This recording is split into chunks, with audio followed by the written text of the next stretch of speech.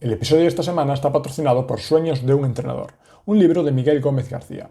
Entre los años 2010 y 2012 se dio en España un increíble duelo entre José Mourinho y Pep Guardiola, cada uno con un estilo de fútbol totalmente diferente al del otro y con características y principios tácticos muy alejados entre sí. Sueños de un entrenador hace un repaso histórico a los entrenadores que revolucionaron tácticamente la forma de jugar al fútbol y que dejaron un legado para siempre en la historia, más allá de los títulos logrados. Os dejo el enlace al libro en la cajita de descripción y recordad que si estáis interesados en patrocinar alguno de nuestros episodios, podéis mandar un email a furbase10@gmail.com. Llega ya el episodio de esta semana.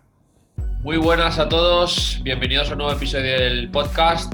En este episodio contamos con Mikel Egurza. Muy buenas, Mikel, ¿qué tal? ¿Cómo estás? Muy buenas, Nicolás. Bien, aquí estamos con un frío que pela en Pamplona también, como en todos los lados de España, y con ganas de contar un poco el mundo deportivo en el que estoy involucrado yo también. Muy bien, Mikel. Nos contará después, pero es actualmente entrenador en un equipo de fútbol femenino. Nada, Mikel, si os interesa, tiene un canal de YouTube donde comparte muchos vídeos y contenido de valor sobre juegos de posición, análisis de ataques, de línea de defensa, metodología. Por esta razón nos hemos decantado para invitar a Mikel al podcast porque creemos que está en un contexto de un club humilde en la sección femenina. Creemos que es un tema muy importante. El fútbol femenino cada vez está más en auge y creo que nos puede aportar muchas ideas, herramientas, experiencias sobre el fútbol femenino. Así que, sin más dilación, empezamos ya. Mikel, ¿nos cuentas un poquito quién es Mikel?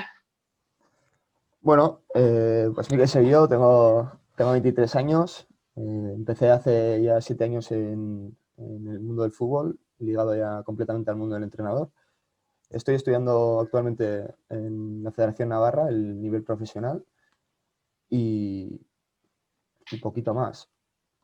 En relación al deporte he hecho diversos cursos también importantes como socorrismo también y también cursos de táctica, etcétera, etcétera.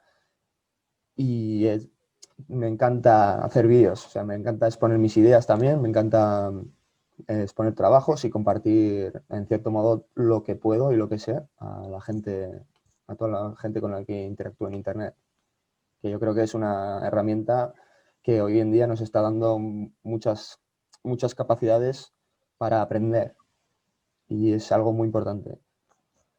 Genial, Mikel. La verdad que sí, que llegaba, como hemos comentado, como compartes mucho valor de una forma altruista, nos dio la opción de poder hacer esta charla y compartir todo lo que vas a compartir. Vale, empezamos desde el principio. ¿Cuándo empiezan tus inicios en los banquillos? ¿Cómo fue esa experiencia? Pues es curioso porque, bueno, yo empecé ya hace ya 7 años, creo, con 14, con 15 años, creo, lo tengo por ahí apuntado. En la 2012 empezaría, 2013. Y, y empecé, pues básicamente, obviamente porque estás ligado al mundo del fútbol, porque juegas a fútbol. Bueno, obviamente hay gente que no juega a fútbol y se anima a descubrir el mundo del fútbol. Y empecé pues básicamente pues porque estuve jugando a fútbol, se me propuso la idea de entrenar y lo curioso es que no fue ni por dinero, ni por ropa, fue por cada fin de semana que me dieran un pincho de chistorra con una Coca-Cola y listo. Y empecé pues, en cierto modo empecé un poco más apático sin enterarme muy bien de qué iba el asunto porque entrenaba en una categoría de fútbol chiqui, que es fútbol 5 para 5 en pista. Y al final pues me fui enganchando a lo que es el fútbol, ¿no? Vas descubriendo pues que joder, tienes que meterle horas también, que tienes que tener compromiso y es algo que al final no eres consciente de lo que es entrenar hasta que empiezas ya a cagarla en cierto modo y también a buscar ese acierto, ¿no? En ti mismo y en tu equipo. Y empecé pues eso, hace 7 años hasta hoy en día. He pasado pues por diferentes clubes. He estado casi toda mi vida en un club de barrio que se llama Lezcairu, unos 10 años como jugador y 5 como entrenador de mi vida. y tengo 23, así que yo creo que son bastantes años. Y es un club que me ha marcado mucho en la manera de entrenar, en la manera de ver, de no ser consciente de lo que tienes.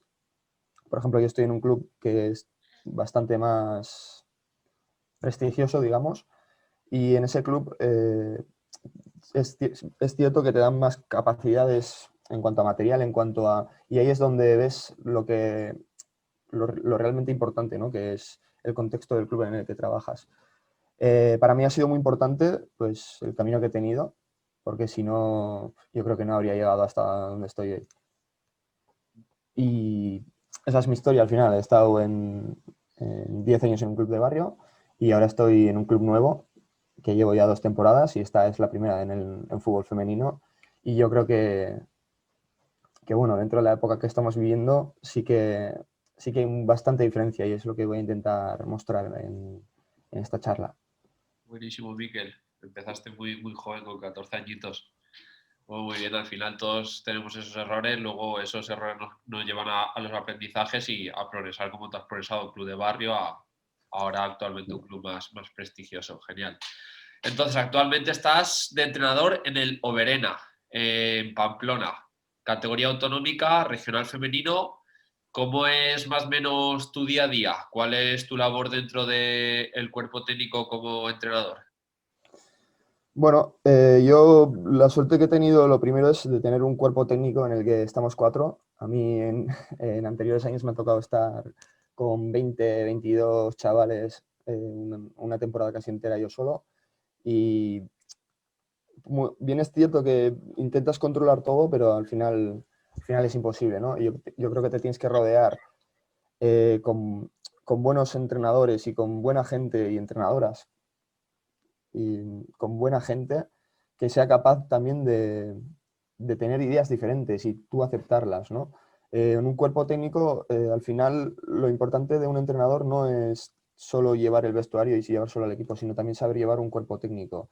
Y cuando sabes llevarlo es cuando realmente trabajas casi al 100% de las posibilidades que tienes, puedes hacerlo mal o bien, pero al 100% de las posibilidades que tienes es cuando tú completas un cuerpo técnico pues que trabaja y que se compromete contigo. Lo que sí que tienes que tener, pues yo he tenido el error cuando he sido, bueno, y ahora también soy un novato, pero cuando he sido un entrenador con 16 años sí he tenido el error de ser de mente cerrada, y eso yo creo que algo que comete la mayoría, ¿no? De entrenadores que empiezan, entrenadoras. Entonces, en este contexto que me muevo yo ahora, pues estamos 4, que es una maravilla para trabajar con 20, 21 jugadoras que tenemos. Y es una maravilla porque hay diferencia de edad, como vais a ver, y eso te permite trabajar de manera individual, incluso de manera específica con algunas jugadoras, digamos, y de manera colectiva, pues con la idea que tiene el entrenador. Estoy yo de segundo ahora y, y la verdad que, bueno, corremos tiempos que no estamos compitiendo todavía, ni tenemos fecha de competición, pero sí que podemos trabajar, en cierto modo, de manera, dentro de las posibilidades que nos da el cuerpo técnico, pues de una manera bastante efectiva, creo yo. Genial. Vale, perfecto. Entonces pasamos al contexto de más o menos la semana, lo que es el microciclo, cómo lo lleváis. Vemos un poco que nos comenten las posibles similitudes, diferencias que hay entre el fútbol masculino y femenino, metodología que lleváis a cabo, tipología de tareas. Perfecto, pues paso a compartir pantalla. Genial. Vale, imagino que ya se verá. Sí, se ve perfecto, Miquel. Pues para que veamos un poco la diferencia que hay del fútbol masculino al fútbol femenino, en el que me he movido yo, en la Federación Navarra de Fútbol, es la siguiente. Aquí veis el proceso de formación desde que es un niño o una niña hasta que es una persona adulta y vemos cómo hay diferentes etapas, ¿no? Tenemos la dificultad por ejemplo, os voy a poner una situación, hay un torneo que es muy prestigioso aquí en Navarra, que es el torneo interescolar, donde participan todas o casi todas las escuelas de Navarra. Y cuando yo participé con el sexto de primaria, había una chica en mi clase, que se llamaba Maitane, y le hicieron una entrevista porque era de las pocas chicas que había en el torneo, o creo que era de la chica no me acuerdo ahora el número, pero le hicieron una entrevista pues porque era raro ver a una chica en el torneo. Y este año no, este año se ha suspendido por desgracia, pero el año anterior eh, participaron, hicieron un torneo femenino también, de escuela, y fue bastante bonito, porque ya empezamos también a ver que hay un montón más de niñas jugando a fútbol, y eso es muy bonito. La diferencia que tenemos es en este fútbol base navarro, como veis, la categoría infantil cadete no se divide, sino que es todo en una, ¿no? Esto es una jugadora de primero de la ESO con una jugadora de sexto, o sea, de cuarto de la ESO. O sea, es una diferencia abismal. Y a partir de 16 se juega regional ya, o sea, con gente de 24, de 30, ¿vale? Cosa que no ocurre en el fútbol masculino.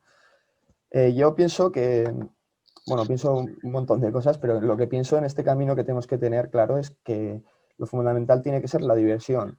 Tenemos que fomentar que tanto niños como niñas se diviertan desde las etapas más tempranas, que esto es lo que les hace continuar al final. Un niño que no se divierte o una niña que no se divierte no va a seguir, eso es lo seguro. Y eso está en nuestras manos, ¿no? Luego, el competir. Tenemos que intentar que estos jugadores compitan, que no es ganar. La jugadora y el jugador necesitan competir. No puedes ir a un campo y estar perdiendo todos los días 15-0 porque eso te desanima al final, ¿vale? Eso es el competir, digamos. Y también está en nuestras manos, quieras o no. Y luego al final esto te va a llevar a aprender como jugadora, ¿no? Y jugador, o como persona, digamos. Entonces lo que va a pasar es que cuando somos niños nos daremos cuenta de que la diversión y el aprendizaje están por delante del ganar, pero luego cuando vayamos más a etapas de rendimiento, por aquí, por así decirlo, podríamos decir en mayores de 16, en fútbol femenino y en juveniles y cadetes, podríamos meterlo, veremos que el aprendizaje ya está por delante de la diversión, incluso la diversión podría estar a la par con ganar.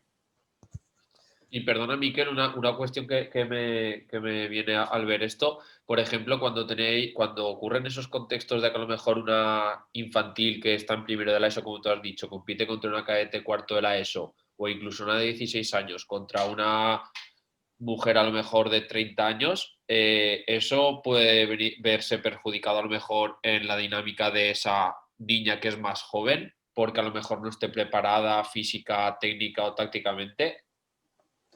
Por supuesto que o sea, se ve afectada, ya que, bueno, tienes 16 años, aún hay gente que con 16 años no está desarrollada y cuando te toca enfrentarte contra alguien de 25 años o de 23, que es una persona ya, que es una señora, digamos, pues hay diferencia, hay mucha diferencia. Es como si un jugador de cadete jugara contra un regional, para que os hagáis la idea.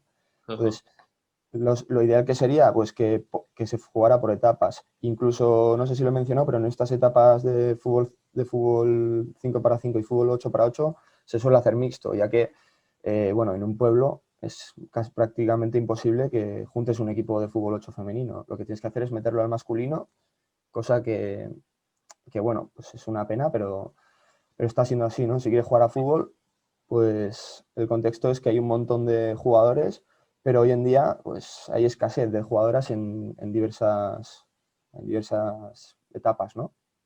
Ujú. Y luego pues he querido reflejar esta frase, que no sé si se ve, que lo importante no es llegar a ser esta jugadora, sino hacer un proceso de formación que me haga que esta jugadora valga la pena, ¿no? Que haya aprendido a formarse como persona, aprender que no siempre voy a ganar, aprender bueno, que la diversión es un pilar fundamental de nuestro deporte y me atrevo a decir de todos los deportes en los que se participa de esta forma. Y es una frase que me encanta, que lo importante no es llegar, sino el camino del día a día. Y para nosotros también, lo importante no es llegar a ser entrenadores top, sino hacer un camino y que este camino realmente aprender pues cada curva que tiene, cada camino que escojo, ¿no? Una frase que da que pensar. Y yo veo el fútbol como esto, como he dicho, un cuerpo técnico tiene que estar en mente, cuando tú vas a subir una montaña tú solo, lo normal es que que no la subas. Entonces, tienes que rodearte de los mejores para buscar esta cima, ¿no? Digamos, la cima pues son nuestros objetivos que nos marcamos día a día y el camino es el que recorremos nuestro cuerpo técnico juntos. Y al final el camino, bueno, nuestro cuerpo técnico y en este caso nuestro equipo también. Entonces nosotros somos los que tenemos que marcar la ruta, marcar el material que vamos a llevar. Al final tiene similitud también, ¿no?, con el entrenamiento. Lo que quiero decir es que necesitamos una organización en cuanto a equipo. Y luego para que veamos un poco la diferencia, no sé si aquí la cámara molesta, igual así mejor.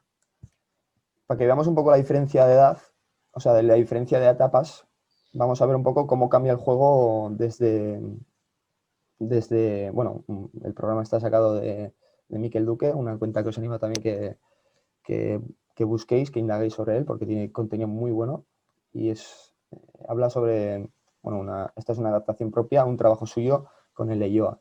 Miquel es el director de metodología de Leioa, ¿puede ser? Sí, eso es. Sí, es que tuvimos una charla con Aritz y Aritz nos habló de Miquel, de que era Un crack. un profesional de la cabeza a los pies, sí. Sí, sí. Pues es un trabajo que saqué también, adapté en cierto modo bueno, a estos contextos y gracias a Mikel. ¿Veis cómo cambia en el espacio de juego, en el balón, bueno, en fuera de juego de alguna manera también va progresando, el número de cambios también va progresando, desde un fútbol 5 para 5 en pista a un fútbol 8 para 8, a un fútbol 11 para 11. Y en elementos de interacción, aquí vemos los propios del juego, pues como son números de jugadores, portería reglamentaria, espacios de juego. Y elementos de interacción lo llamamos pues los espacios que hay pues para el jugador. Por ejemplo, veis que en fútbol 11 es un 100 por 60 y el espacio que se nos queda más o menos es en 272 metros. Número de asociaciones en fútbol infantil y en fútbol 8 y en fútbol 5 para 5 son muy pocas porque se centran básicamente en no caerse, Sí. en no tropezarse con el balón. Las posiciones, pues aquí es un 5 para 5, son muy limitadas. Un 8 para 8 son limitadas y aquí en 11, pues las posiciones y las funciones que tiene cada jugador son un mundo, ¿no? Número de decisiones también mínimas, dado pues por el contexto de la edad. La continuidad de la jugada suelen ser muy cortas, en 5 para 5. Y veis cómo hay una progresión, ¿no?, en todo. La percepción lo mismo, muy reducida, ya que bueno, me centro en el balón y en no tropezarme.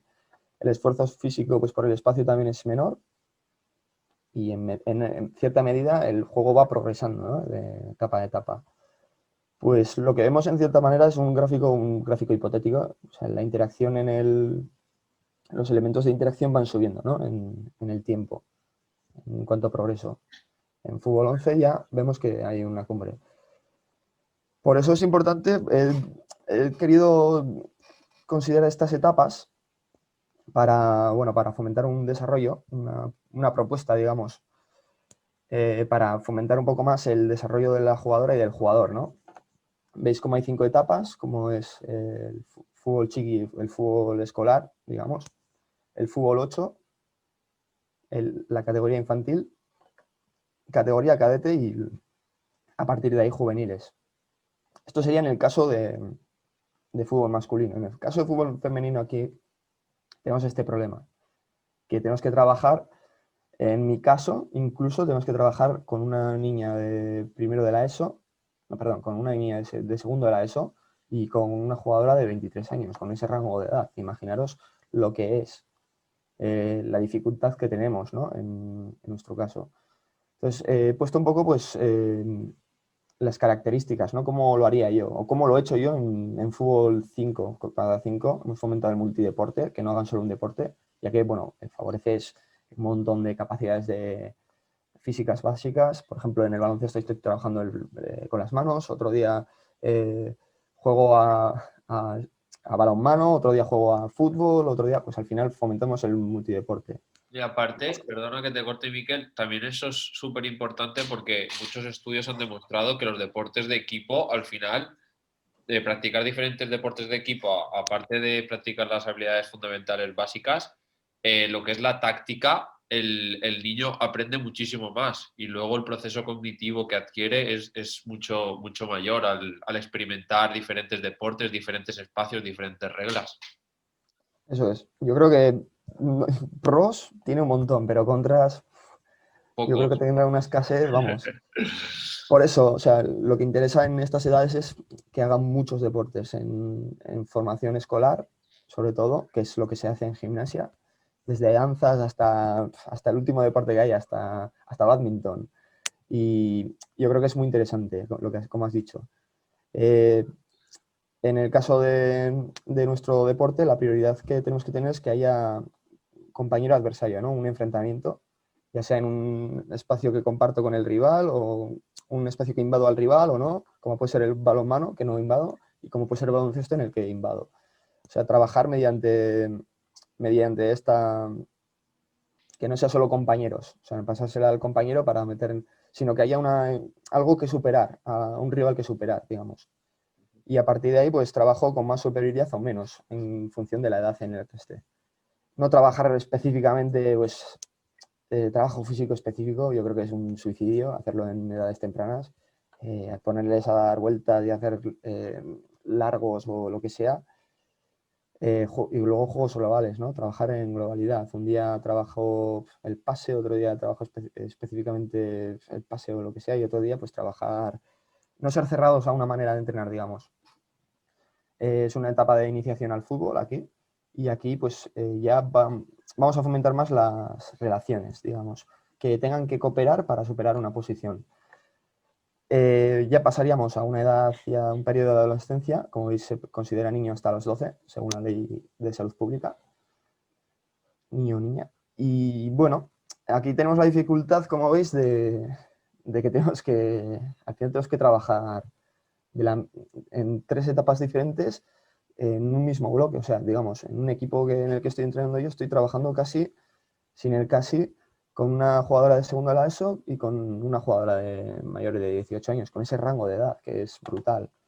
Entonces, veis aquí todos los contenidos que tenemos y al final trabajamos pues de esta manera, trabajar específicamente, si podemos, siempre que podamos, físico específico, ya que, bueno, como has dicho, el desarrollo motriz de una jugadora de 14 años y una jugadora de 23, pues no es el mismo. Fomentamos la competición siempre, tratar de jugar tareas tareas de fútbol en las que haya un objetivo común, y cuando llega a ese objetivo común, pues gane X equipo. Evolucionar, vamos a ir evolucionando, pues tratar de evolucionar, ¿no? No ser estancados a un modelo de juegos, toda la vida jugar 4-4-2, no. Intentar siempre de diferentes maneras, ¿no? Jugar más defensivo, menos ofensivo, más de una manera, más por fuera, más por dentro, más a centrar, más diferentes maneras, ¿no? Que conozcan el juego, pues también por sistemas, por un modo de trabajar, digamos. En etapas tempranas lo añadiría también hasta juveniles, los juegos, pues juegos también, como hemos dicho, que tengan adversarios. Y luego el método sándwich, ¿no? En jugadoras sobre todo que son más, más pequeñas, meter algo que han hecho bien, algo que hacen bien, digamos. Por ejemplo, ha fallado un pase, pero joder, me perfilo muy bien, intentas hacerlo muy bien, pero luego, joder, ese pase, acabar siempre con algo positivo, un método sándwich se llama. Y me pareció muy interesante meterlo, porque es algo que, bueno, en edades más avanzadas quizás puedes permitirte, entre comillas, echarle un poco más de bronca, pero en edades que están en adolescencia, en niñas de 13, 14 años, pues intentar hacerlo de esta manera, ¿no? Y luego a partir de aquí ya trabajar desde el error, progresamos, como hemos visto, hasta la complejidad del juego y trabajar en la toma de decisiones. Vemos aquí pues el ejemplo de una temporada rápidamente, ¿no? Cómo organizamos una temporada. Vemos que hay una pretemporada, una primera fase, segunda fase y un final de temporada. Y está formada pues, por sesiones de entrenamiento, que serían los microciclos y los mesociclos, ¿no? Veis que cuanto más avanzo, pues más tengo que evolucionar, o más voy a evolucionar ya por el mero hecho de que están entrenando. Aunque nosotros no hagamos nada, por muy mal que lo hagamos, van a evolucionar. Eso ya os lo aseguro. Y son etapas que nos marcamos pues, para trabajar de diferentes maneras. El entrenamiento, yo creo que lo tenemos que ver más viendo hoy en día de esta manera, ¿no? Como si fuera una cúpula, tratar que el entrenamiento, obviamente cuando estamos entrenando hay muchas cosas que interfieren, pero tratar de que sea una vía de escape, de que sea una manera de mejorar, de desconectar, una oportunidad para, pues para divertirme en esta situación que estamos viviendo hoy en día, pues yo creo que es algo que tenemos que proponernos todos los entrenadores como, como personas que somos y como personas a las que entrenamos. Tratar de facilitarles un escenario a los jugadores y a las jugadoras que les sirva, pues, sobre todo para aprender, para desconectar y que se puedan olvidar de las dificultades y de las situaciones, nervios, miedos, incertidumbre que hay hoy en día, ¿no? Yo creo que los entrenamientos tenemos que enfocarlos así y es nuestra primera obligación como entrenadores, que nuestros jugadores y nuestras jugadoras se diviertan en el entrenamiento. Y bueno, luego a partir de aquí tampoco me voy a entrar al detalle, pero bueno, un entrenamiento, una estructura semanal de entrenamiento, pues como trabajamos, ¿no? Una activación, una parte principal y una vuelta a la calma. Cuanto más nos organizamos como entrenadores y entrenadoras, pues más mejor nos va a salir, ¿no? El entrenamiento. Y eso pues es así. Eso tener claro. Si nos organizamos el entrenamiento, cuanto más lo tengamos organizado, más fácil, más vamos a fomentar que el entrenamiento sea más efectivo y más divertido. Y luego entrando a tipos de tareas, pues quería un poco pues mostraros pues las 10 tareas en este caso que tenemos. El partido condicionado, el juego reducido, juegos ampliados. Sí que es verdad que los rondos también puedes meterlos en juegos reducidos, pero bueno, los diferenciamos pues porque básicamente pensamos que tienen una diferencia en cuanto a juegos reducidos, pero son con cierta similitud muy, muy parecidos. El rondo al final, los que participan fuera estarían más estáticos y juegos Eso es, reducidos serían más. eso es.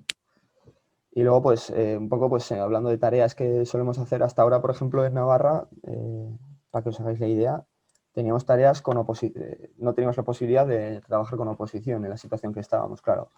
Esto no puedes hacerlo, esto tampoco, esto sí, esto sí, esto sí, esto sí, esto sí.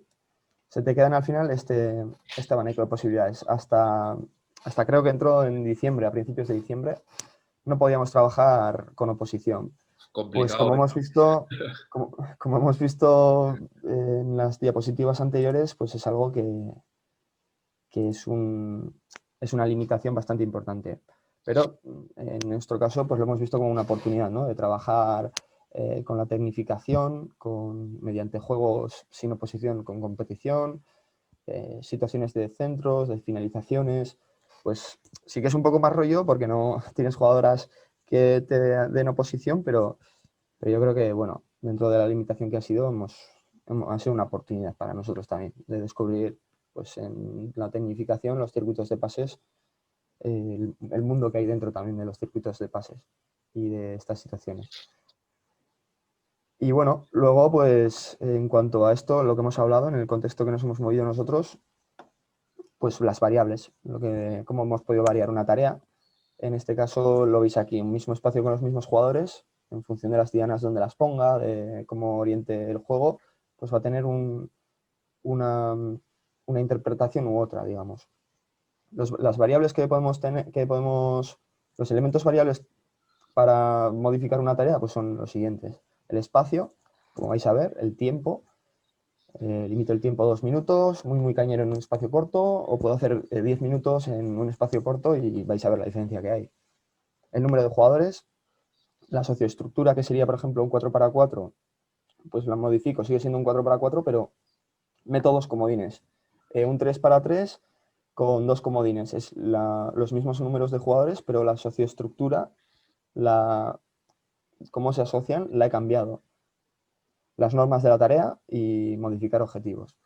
Y a partir de aquí, pues está el objetivo que queremos nosotros como entrenadores que se dé y el objetivo real, ¿no? Que es lo que hemos provocado. Todo esto nos ha servido pues para trabajar en este contexto que nos hemos movido hasta ahora en el fútbol femenino navarro y bueno, en el fútbol masculino en el regional. Categorías nacionales eran las únicas que podían entrenar con oposición y nosotros pues no se nos ha permitido. Luego veis como el espacio, pues en función del número de jugadores y jugadoras que tengas, pues puedes usar un espacio u otro. Más o menos, pues es una adaptación, ¿no? El campo pues es un 120 por 90, como veis. Qué bueno, Bueno, súper un 90 interesante. por 45, muchas veces. Y bueno, pues el espacio, pues más o menos como son, ¿no? En función, pues si quiero hacer un 4x4 muy, muy cañero, pues hago en este espacio. Jugar con eso también, ¿no? Con el espacio. Sí, yo creo que también eso es muy importante porque al final muchas veces el problema que podemos tener es espacios, a lo mejor que tengas que Pues, compartir medio campo con otro equipo o que, yo qué sé, o que, pues eso, que no puedas disponer de todo el campo, a lo mejor tengas que adecuar la tarea y no quieras perder el objetivo o a lo mejor quieras orientar más el juego por carriles laterales, por carriles interiores, que sea conservación, que haya finalización con portería reglamentaria o solo conquistar zona. Muy, muy chula esa diapositiva de los espacios, Miquel. sí, yo creo que es algo muy importante también. A la hora de modificar una tarea, joder, me falta espacio, pues espacio del campo de fútbol es inmenso. Muchas veces nos quejamos de, bueno, es inmenso dentro de lo que de las posibilidades que tenemos. Si entrenas con 25 jugadoras o jugadores, obviamente, como no dividas el grupo, pues sí que se te va a hacer pequeño. 25 jugadores al final en medio campo es un montón de jugadores. Y para acabar con nuestro contexto de fútbol femenino, quería hacer una conclusión, ¿no? El cómo trabajar, viendo el rango de edad que tenemos en el fútbol femenino, por desgracia, en el fútbol navarro, desde 14 años hasta, como he dicho, hasta 25, 30, 35 que puede haber, pues he querido adaptar esta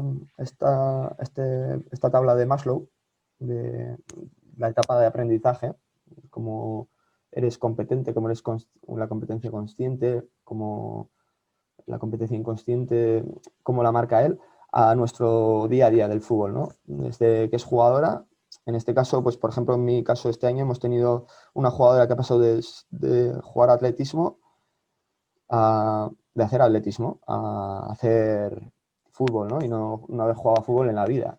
Entonces, esta jugadora posiblemente se encuentre en este punto, ¿no? Y tenemos jugadoras que han estado toda la vida jugando a fútbol, viendo fútbol, tanto masculino como femenino, y habrá jugadoras que se encuentren, hombre, hablar aquí es hablar de una jugadora que es un santo en cuanto a fútbol, y yo creo que las tenemos en nuestro caso. Pero sí que hay diferencias, ¿no? En estas 4 etapas también de aprendizaje, como veis, esta jugadora, por ejemplo, no sabe cómo posicionarse, cómo defenderle a una jugadora en un 1 para 1. No sabe hacer oposición, ¿no? Estar entre balón y portería, pues esas cosas tienes que explicárselas, ¿no? Y en nuestro caso, como he dicho, el cuerpo técnico nos permite, por ejemplo, adaptarnos a esta jugadora específicamente, ya que estamos 4. Un preparador físico, un entrenador de porteros, en este caso somos todos hombres, y un entrenador y un segundo entrenador. O sea, es una maravilla, ¿no? En un equipo de 20 jugadoras, pues poder trabajar y poder indagar, animar a esta jugadora a que siga este camino, a ser la jugadora inteligente, ¿no? Que, que tiene que ser.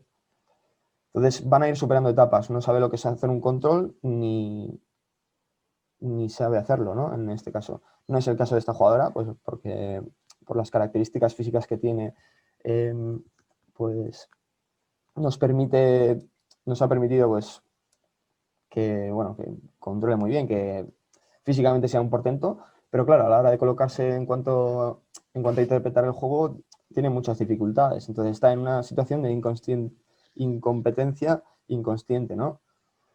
Luego tenemos jugadoras que son conscientemente incompetentes, que saben lo que es un control, para que os hagáis la idea, pero no saben ejecutarlo, ¿no? Tenemos también jugadoras que son conscientemente competentes, saben lo que es hacer un control, saben ejecutarlo, pero le exige la atención. Y luego la incompetencia, la inconscientemente competente, ¿no? Que es la de controlar sin la necesidad de poner la atención. Tenemos que llegar a este punto, ¿no? Hay veces que, bueno, la conscientemente competente pues puede estar aquí en primer lugar, ya que, bueno, si hablamos de interpretación del juego, me interesa que le exija atención un centro lateral, por ejemplo. Pero bueno, lo que quiero llegar es que dentro de lo que cabe en estas 4 etapas, nosotros tenemos la facilidad de trabajar una a una con cada jugadora, ¿no? Y además ellas preguntan. Y es lo que tienes que conseguir como entrenador y entrenadora. En este caso, en el contexto en el que estoy en el fútbol femenino, pues animar a que pregunten, a que fallen, a trabajar desde ese error, ¿no? Y es algo que en la situación en la que está cada jugadora tenemos que hacerlo así. Y me animo a decir que también en el fútbol masculino, cuanto más vamos en el cuerpo técnico, en fútbol base, también deberíamos trabajar así. Estás escuchando el podcast de Fútbol Base 10, el lugar en el que hablamos de la iniciación a tu deporte favorito. Nada, genial, súper claro todo, súper buena información. Te agradezco muchísimo que lo hayas compartido con todos nosotros. Y súper importante lo de la pirámide de Maslow adaptada a la competencia consciente y inconsciente. Y sobre todo creo que es importante en el fútbol femenino porque, a ver, el fútbol masculino también es súper importante a llegar a tener jugadores inteligentes y formarlos para que sean así. Pero el ejemplo que has comentado tú de a lo mejor una jugadora que te viene de atletismo, de toda la vida a practicar atletismo y que ahora se decanta por jugar a fútbol. Hemos No, tenido también, eso, hemos tenido también otro caso, pues una jugadora que no ha jugado nunca de portera, que bueno, pues que siendo jugadora desanimada, pues porque no le salen los controles, porque no sabe cómo la acción técnica no la ejecuta bien, y pues tocarle ahora de portera y ir con ella, pues también intentar engancharla al fútbol y trabajar con ella, ¿no? Específicamente, no es mi caso porque, bueno, es mi caso también porque está en el equipo, pero pues el entrenador de porteros también, pues teniendo un entrenador de porteros, joder, pues es una maravilla, ¿no? Que pueda tener ahí la oportunidad 20, 30 minutos a la semana, pues de estar ahí en la portería, de hacer trabajo específico de portería. Y eso también, pues, son cosas que nos encontramos, ¿no? Cada vez se va viendo más jugadoras que con 14, 15 años de repente te aparecen en la puerta de tu equipo y dicen, oye, que quiero jugar yo también. Y, vamos, las coges con las manos abiertas, hayan jugado a fútbol o no. Yo creo que es algo que está en auge y que tiene que seguir en auge mucho más. Y que cuanto más hagamos que empiecen desde categorías de, bueno, de 5 para 5 en este caso en Navarra, pues va a ser un proceso de formación más continuo y de mayor calidad que cuando te entran con 15 años a jugar a fútbol. eso es, genial, reflexión buenísima. Y relacionándolo con, con lo que estamos hablando, ¿por qué crees que se acepta a lo mejor con mayor normalidad que un entrenador, que un hombre entrene a un equipo femenino, pero no viceversa? A lo mejor que una entrenadora pueda entrenar a fútbol masculino. Hace poco tuvimos la oportunidad, no sé si lo has visto, en la NBA, de que se dio que una entrenadora, por unas cuestiones de que el entrenador principal no podía hacer las funciones, se puso ella a entrenar y fue como que en redes sociales una muy buena noticia, como un punto de partida. Pero ¿por qué crees que, por ejemplo, vosotros sois todos, has comentado, sois todo hombres en el cuerpo técnico? ¿Por qué crees que a lo mejor está esa situación un poco aún así por avanzar? Pues yo creo que es por las facilidades que han tenido los niños para jugar a fútbol y las limitaciones que han tenido las niñas para jugar a fútbol. Me explico, yo por ejemplo cuando era niño me acuerdo en el recreo que lo que te he dicho, cuando estábamos en el interescolar teníamos solo una niña que le gustaba el fútbol y no había ningún problema. Yo creo que es también por la diferencia de sexo, digamos, desde que somos niños y que los niños se juntan con los niños y las niñas se juntan con las niñas, ¿no? Es algo bueno, que deberíamos fomentar yo creo que la solución sería fomentarlo en fútbol, que fútbol 8 sea mixto, que fútbol chiqui sea mixto, no sé, así a bote pronto. Y trabajar, pues, intentando unir, ¿no? Ambos sexos en el fútbol, ¿no? O sea, que un equipo tenga, por ejemplo, 6. ¿Qué va a ocurrir también? Pues que habrá equipos que tengan pues 11 jugadores o 12 jugadores y no tenga ninguna jugadora. Pero yo creo que una manera de fomentar es que sea un deporte mixto el fútbol en edades tempranas. Luego ya pues que haya obviamente una diferencia entre masculino y femenino. En infantil, como hemos visto, en cadete, lo suyo sería que etapa por etapa se trabajara pues como se trabaja en el fútbol masculino y no con esta diferencia que hay, que es algo que también pues da que pensar. Pero yo creo que el punto importante es lo que te he dicho, ¿no? El que no haya tantas niñas jugando a fútbol en la calle, que no se vea tanto.